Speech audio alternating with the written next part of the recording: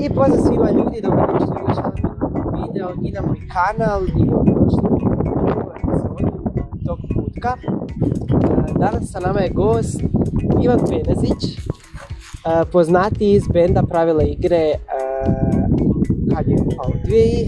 Kad si počeo? 2017. Da, pazi, 7.7.2017, dakle rekao bi se da mi je 7, sretan broj, ali mi je 9. Možemo krenuti u video, prije samog videa nabacite like, subscribe-ajte se na kanal. Da. I krećemo sa pitanjima i upoznavanjem bolje još malo Ivana i tako, njegove dogodovštine života.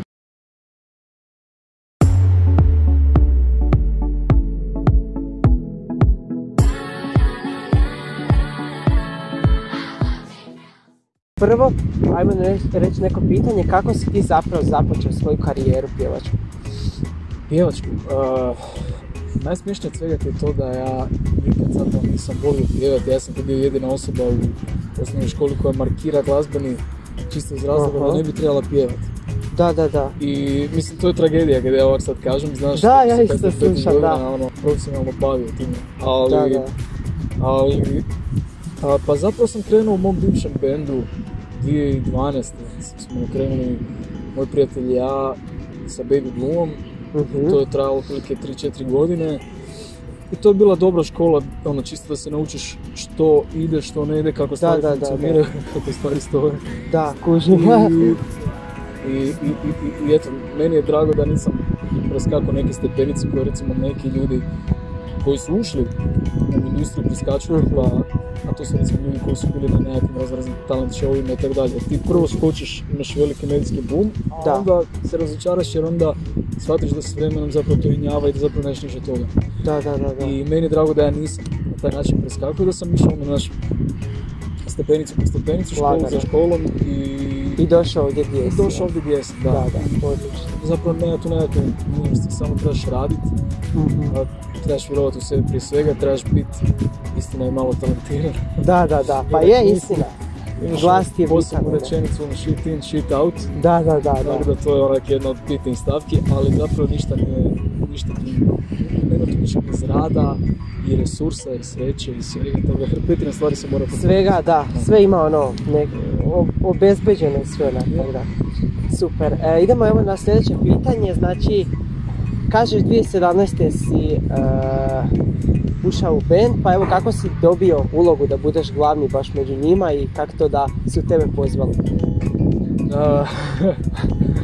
Ma ne gledam ja tu tak glavni među njima, čisto zdravstvo, svi mi imamo jednu ulogu u bendu koju imamo, a jednostavno, znači da sviram bas pa su me zvali za pjevača. Da. Ne, zapravo vrlo jednostavno bilo, ja sam tada dobio poziv od tadašnjeg managementa, odnosno pitanje imam vana, mi smo ugasili u tom periodu Baby Blue i ja sam rekao nema. I što je zapravo bio jedan preduvjeti za danje pregovore. Da.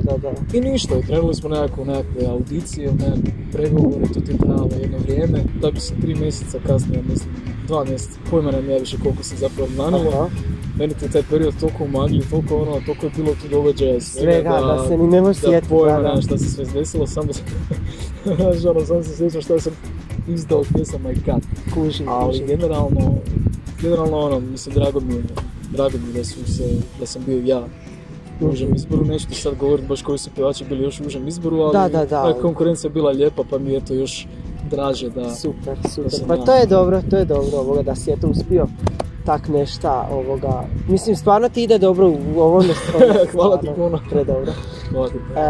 Evo ga, pošto je sad youtubera jako puno i tak toga, pa što ti misliš o hrvatskoj YouTube sceni, jel bi se ti mogao možda zamisliti ulozi youtubera? Ne, nikad.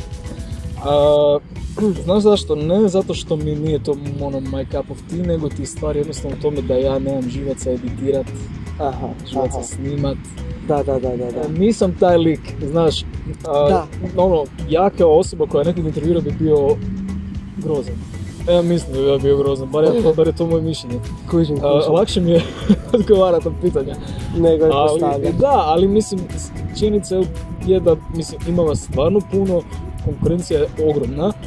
Onak, znam nekolicinu tih youtubera, osobno i znam koliko je njima teško, a već su pri vrhu neki, znaš. Da. Tako da stvarno je situacija prilike koja je na glazbenoj sceni, dakle, lakše se možeš probiti, ali... Da, tržište je malo, da, ali teže opstati. Da. Tržište je malo, a znaš, ljudi koji se trude ima milijun, i onda trebaš s nečim iskočiti. Tako da, ti koliko god jesi još na početku, znaš, samo radi kvalitetan content, zanimljiv, ne bi dosadno što nisi. Da, eto, hvala ti. Da, i to bi trebalo biti to.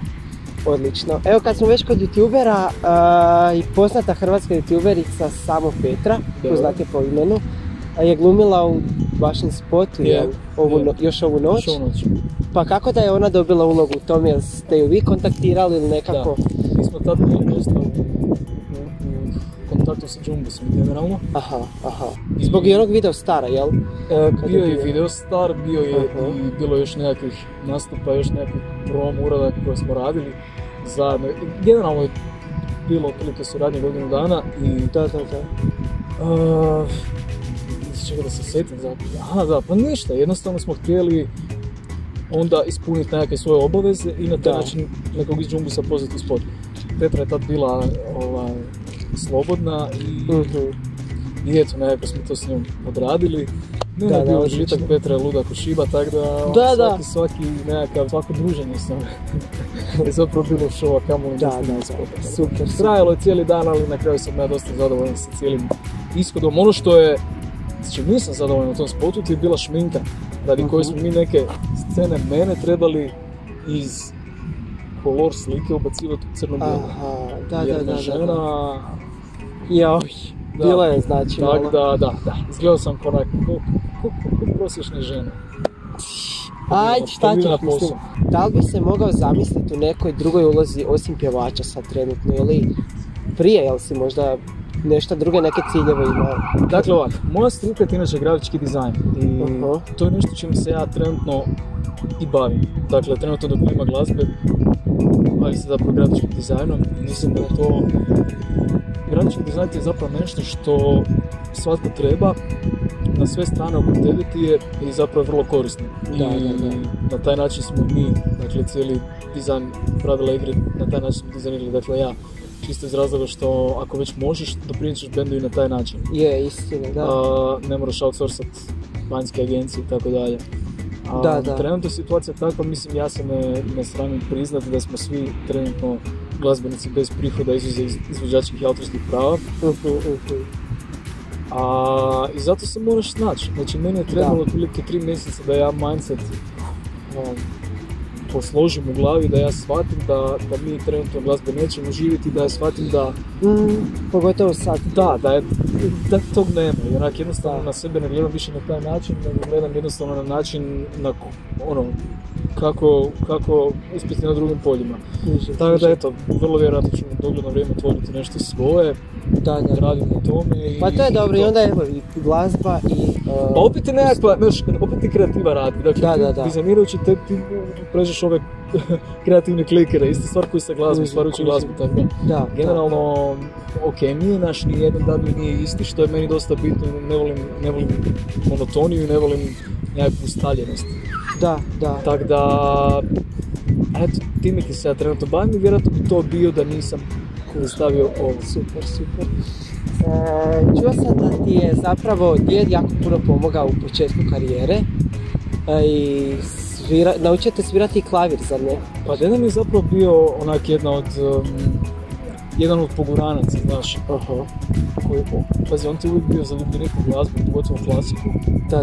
I onda mi je, znaš, kad sam ja bio klinac, dosta toga i muštao, pokazivao i znaš, i generalno mi je otvorio neke vidike.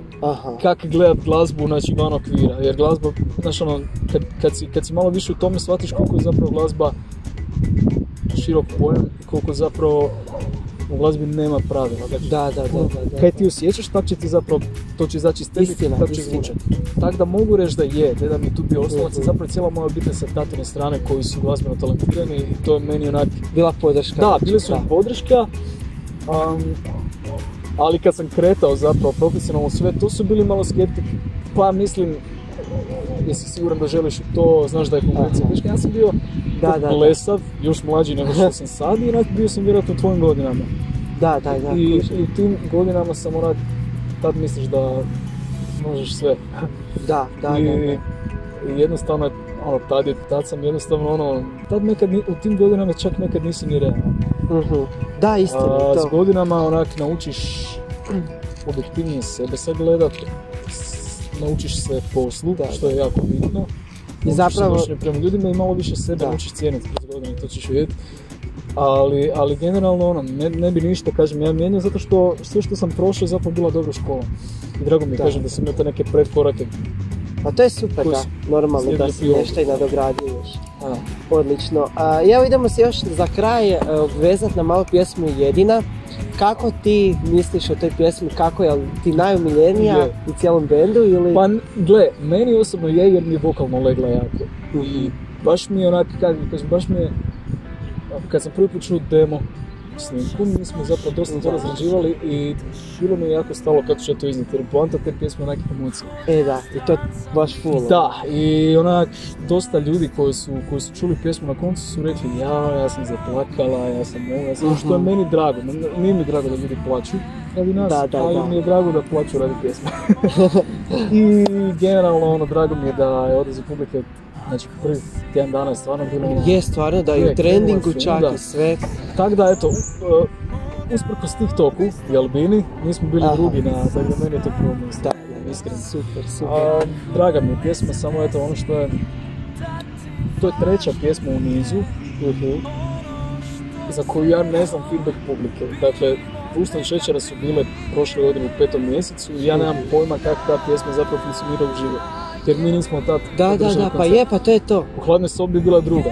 Ja pojma nemam kako ta pjesma funkcionira. Jedina je treća u nizu i jednostavno situacija je takva da ja... Nema koncerata jednostavno. Da, YouTube viewovi nešto govore, to je svakako ona činjenica, ali meni najveći prioritet je broj publike i tu pjesmu uz mene prije. Da. To će bi zapravo realno pokazati. Ono što ja vjerujem je da je jedna od ispuštica strečka albuma sam čećena. Ladama treba malo duže da se zarolaju. Pa je. Ali eto, imamo sad neke planove, dosta zanimljivih stvari. To će biti još ono, jel? Je, to će biti. Da. Uglavnom, eto kažem, ta Jedina sve tako brutalno osmišljeno, od spota do... Čak si ti u spotu, Čović. Pa da, čak i ja, mislim, onda, ne kažem stvarno, ja ono kad sam čuo onaj kao, kako se to kaže, onaj trailer, premijer, da. Ja sam to znao da će to meni biti ono top pjesma i odmah ovoga... Pa zapravo gledaj, stvari u tome da svi nismo bili nekakve ljubavne... žila, više svi se možemo ponaći cijelo to. Dakle, mislim da je zato ljudima je legla. Pa je. Meni je drago da to ti kažeš, jer si mlađa osoba, a čak sam se javilo puno starih ljudi koji su zapravo prošli sve živo. Životu. Da. Isuse, ovo me tak roknulo da ne radim pisati, meni je to drago. Ali drago mi je da. Eto, baš mi je drago. I evo, došli smo do kraja ovog intervjua. Evo ga, Ivan je baš stvarno opsežne odgovore dava i to mi je drago. Volim prdati da se ne baš vjerovati, ali mislim, a pazi, još nisam mi kao popio. Pa to bi moglo, da. Uglavnom, evo ga, ljudi, to bi bilo to do ovoga videa. Hvala puno Ivanu koji je izdvojio vremena da snimimo ovo, da se nađemo. Mislim, isto to već, nešto sam ja tebe čak prije ispitivao za ono jedna riječ, jedna pjesma, ako se ti to sjećaš. Čak i ne možda. Da, sjećam se. Čak i da. Ali nemoj zamjeriti jer toga znaš ma je, pa to je bilo prije par godina. Jedna riječ, jedna pjesma, da. I onda ja se javio menadžer. Kaj se tad desilo, dobro? Menadžer, Goran, jel? I onda on kao rekao da možete snimiti ovo, onda sam ti se opet javio da možemo snimiti i onda ne znam šta je tu bilo, onda nismo. Na kraju onda smo zapravo poznali na tom spotu i tako. Bitno da smo se upoznali. Upravo, da. Tako da evo, ja se nadam da vam se video svidio, veliki pozdrav svima od mene i Ivana i eto ga, vidimo se u nekom sljedećem videu. A mi idemo na kraju. Da, ajde, bok, pozdrav.